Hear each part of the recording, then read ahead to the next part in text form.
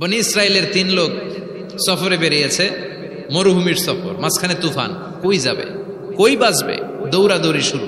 দৌড়াতে দৌড়াতে এক পাহাড়ের গুহার ভেতরে আশ্রয় নিয়েছে। গুহা চিনেন তো? পাহাড়ের গুহা। আশ্রয় নেয়ার সাথে সাথেই বৃষ্টির পানির ঝাপটায় পাহাড়ের উপর থেকে বিশাল এক পাথর খণ্ড এসে পাহাড়ের গুহার মুখটা বন্ধ করে দিয়েছে। বন্ধ, অন্ধকার। এরা পড়ছে বিপদে, হায় হায় বাঁচার জন্য ঢুকলাম, এখন দিয়ে মরণ। ঢুকছিল কি জন্য? এখন মরণ। বিশাল পাথরের খণ্ড এসে গুহার রাস্তাটা বন্ধ করে দিয়েছে। 3 জন গায়ে যত শক্তি ছিল ধাক্কায়ও কথা সরাইতে পারে না। হায় হায়, অক্সিজেন ভিতরে যা আছে আধা ঘন্টা শেষ হয়ে যাবে। কি করে বাঁচবো? বাঁচার উপায় নাই। চিল্লা ফাল্লা শুরু হয়ে গেল, কান্নাকাটি শুরু। একজন বলে, তোমাদের জীবনে কার কি ন্যাক আমল আছে, যেই ন্যাক আমলটা আল্লাহর ভয়ে করছিল ওইটার ওসিলা দিয়ে দোয়া করে দেখো কিছু হয় কিনা। সুবহানাল্লাহ কোন? এটাই উপায়। একজন হাঁটু গেড়ে চোখের পানি ছাড়া শুরু করছে আর দোয়া শুরু করছে, আল্লাহ আল্লাহুম্মা কানাত লি আবাওয়ান শাইখান কাবীরা। আল্লাহ, আমার বাবা মা ছিল বৃদ্ধ বৃদ্ধা, আমি পেশায় রাখাল, সারাদিন ছাগল চড়িয়ে রাত্রিবেলা দুধ আনতাম, সবার আগে আব্বা আম্মারে দিতাম, এরপরে আমার ছেলে মেয়ে, এরপরে স্ত্রী। একদিন গভীর রাতে এসে দেখি আব্বা আম্মা ঘুমায়। দুধের বাটি নিয়ে আব্বা আম্মার মাথার সামনে দাঁড়িয়ে রইলাম। ছেলে মেয়েগুলো আব্বা এসে বলে, আব্বা দুধ দাও। আমি বললাম পরে, আগে আব্বা আম্মা খাবে তারপরে তোরা। ছেলে মেয়েগুলো কান্না জুড়ে দিল, আমি দেই নাই। ফজর পর্যন্ত দাঁড়িয়ে রইলাম। ফজরের আগ দিয়ে আব্বা আম্মা ঘুম থেকে উঠে দেখে তো আমার অবাক, কিরে বাবা দাঁড়িয়ে কেন?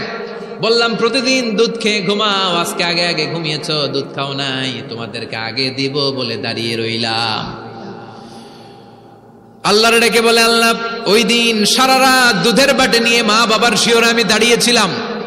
ফজরের সময় আব্বা আম্মারে দুধ খাওয়ালাম, তারপরে ছেলে মেয়েদেরকে দিয়েছিলাম, তারপরে স্ত্রীর মুখে দিয়েছিলাম। ও মাবুদ, ওই দিনের এই কাজটা আমি দুনিয়ার কাউরে খুশি করার জন্য করি নাই, শুধুমাত্র তোমার খুশি ছাড়া। ওই রাতের ইবাদত যদি তোমার দরবারে ভালো লেগে থাকে, ফাফাররিজ আন্না মা নাহনু ফি, আজকের বিপদের দিনে কেউ বাঁচানোর নাই, তুমি আমাদের বাঁচাও। ফানফাজারাত, মুহূর্তের মধ্যে 1/3 বিশাল পাথর খণ্ডটা 1/3 ডান দিকে সরে যায়, এক পাশে সরে যায়। সামান্য আলো বাতাস ঢুকতে আরম্ভ করবে। এখন বাতাস ঢুকে, এখন বেঁচে থাকতে পারবে এই নিশ্চয়তা হয়েছে। সুবহানাল্লাহ কোন? এবার সে বলল, ভাই তোর কি আমল আছে বল। দ্বিতীয় জন হাঁটু গেড়ে আবার চোখের পানি ছেড়ে আল্লাহরে ডেকে বলে, মাবুদ আমার এক চাচাতো বোন ছিল, কানাত লি ইবনাতু আম জামিলা ওয়া কুনতু উহিব্বুহা কাআশাদ্দি মা ইউহিব্বুর রিজাল আন-নিসা। আল্লাহ, সুন্দরী, অনন্যা, অপ্সরী, প্রিয়ংবদা, অনুসুয়া, গুণবতী, রূপবতী আমার এক চাচাতো বোন ছিল, তার প্রেমে আমি ছিলাম পাগল পাড়া, কিন্তু সে তো আমার ডাকে সাড়া দেয় না। অনেক চেষ্টা করলাম তারে পাওয়ার জন্য। চাচাতো বোন আমারে বলে, 100 স্বর্ণ মুদ্রা যেদিন দিতে পারবা ওই দিন আমারে পাবা।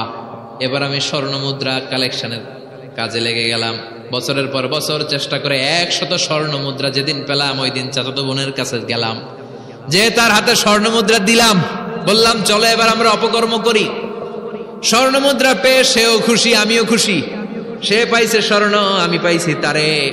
গোপন একটা রুমের ভেতরে ঢুকলাম, দুজনে জামা কাপড় খুলে ফেললাম, নেকেড হয়ে পাপ কাজ শুরু করব। ইন দা মিন টাইম আমার চাচাতো বোন আমারে বলে, ও আমার চাচাতো ভাই, আমারে তুই আমার সতীত্ব তুই নষ্ট করে দিস না, ইত্তাকিল্লাহ, আমার সম্ভ্রম তুই শেষ করে দিস না, ইত্তাকিল্লাহ, আল্লাহরে ভয় কর। আল্লাহ, ওই মুহূর্তে ফিরে আসা কঠিন কঠিন, কিন্তু ইত্তাকিল্লাহ, আল্লাহরে ভয় করে। এই শব্দটা যখন শুনলাম আমার ভিতরটা কেঁপে উঠেছে। আমি মুহূর্তে তোমার ভয়ে জামা পড়ে ওই রুম থেকে চিৎকার মেরে বেরিয়ে গিয়েছি। আল্লাহ, সেদিন আমি পাপ কাজ করি নাই, সেদিন আমি মনের খায়েশ মিটাই নাই, তোমার ভয়ে সেদিন আমি দৌড়ে পালিয়েছি। ওই দিনের ইবাদতটা, আমলটা যদি তোমার কাছে ভালো লেগে থাকে, ফাফাররিজ আন্না ফিমা নাহনু ফি, আজকে যেই বিপদে আছি তুমি বাঁচাও। বলার সাথে সাথে 2/3 2/3 পাথরের খণ্ডটা আরো ডান দিকে সরে যায়। সুবহানাল্লাহ পড়েন। এবার আরো বড় ফাঁকা হয়েছে। এবার তারা বেরোতে চেষ্টা করলো, দেখে মাথা বেরোয়, শরীর বেরোয় না, হাত বেরোয়, পিঠ বেরোয় না, পা বের হয়, দেহ বেরোয় না, আরো ছুটতে হবে। এবার বাকি আছে কয়জন? একজন। সে দোয়া করতে শুরু করলো, আল্লাহ ইস্তাজারতু উজারাক, আমি ব্যবসায়ী ছিলাম, অনেক শ্রমিক ভাড়া করে একদিন একটা কাজ করালাম, সব শ্রমিকের টাকা দিয়ে দিলাম। এক শ্রমিক টাকা না নিয়ে ভাগলপুর কই যে গেছে নিজেও জানি না, ওর টাকা আমার কাছে রয়ে গেল। এই শ্রমিককে আর টাকাটা বুঝাই দিতে পারি নাই। এই টাকা দিয়ে আমি কয়েকটা ছাগল কিনলাম, এই ছাগলগুলো বাচ্চা দিল, ওগুলো বাচ্চা দিল, ওগুলো বাচ্চা দিল, দিতে দিতে বিশাল ছাগলের ডেইরি ফার্ম করে ফেললাম তার ওই টাকা দিয়ে। এক যুগ 12 বছর পরে সে এসে বলে আমার টাকা ফিরায় দাও। আমি বললাম এই যে ছাগলের ডেইরি ফার্ম পুরোটাই তোমার। সে বলে আতাস্তাজিউ মিন্নি, আমার সাথে ঠাট্টা করো? আমি পাই সামান্য কয়টা টাকা, এক যুগ আগে যেই টাকা পাইতাম ওইটা দিলেই চলবে।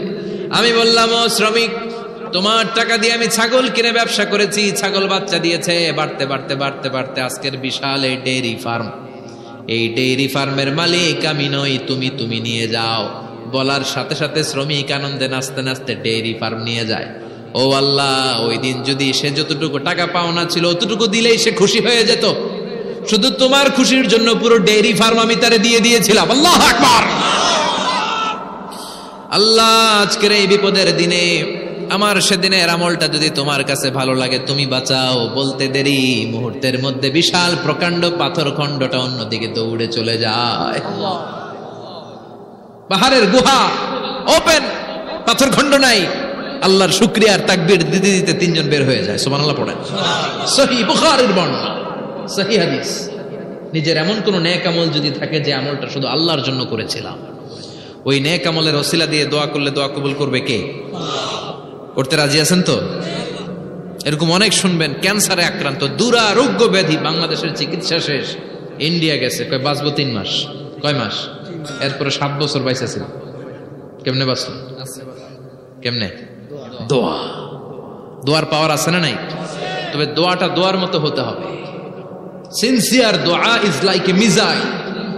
একনিষ্ঠ দোয়া এটা মিসাইলের মতো। মিসাইল হামলা করলে ইঞ্চি ইঞ্চি যেখানে মিসাইল বোমাটা পড়ার কথা ঠিক ওখানে পড়বে। ড্রোন হামলা করলে ঠিক ওখানে, ব্যালিস্টিক ক্ষেপণাস্ত্র নিক্ষেপ করলে লক্ষ্য বস্তু যেমনি ভিত করে, তেমনি দোয়ার মতো দোয়া করলে মুহূর্তেই দোয়া কবুল হয়ে যায়। আমরা দোয়ার মতো দোয়া করতে জানি না, কেমন করে দোয়া করতে হয় আমাদের জানা নাই, এজন্য দোয়াও কবুল হয় না। চিল্লা এখন ঠিক কিনা? কিন্তু আল্লাহ ওয়াদা দিয়েছেন উজিবু দাওয়াতাদ দাঈ ইযা, আমার বান্দা দোয়া করলে আমি দোয়া কবুল করি, আমার বান্দা চাওয়া মাত্রই আমি কবুল করে নেই। সুবহানাল্লাহ পড়েন।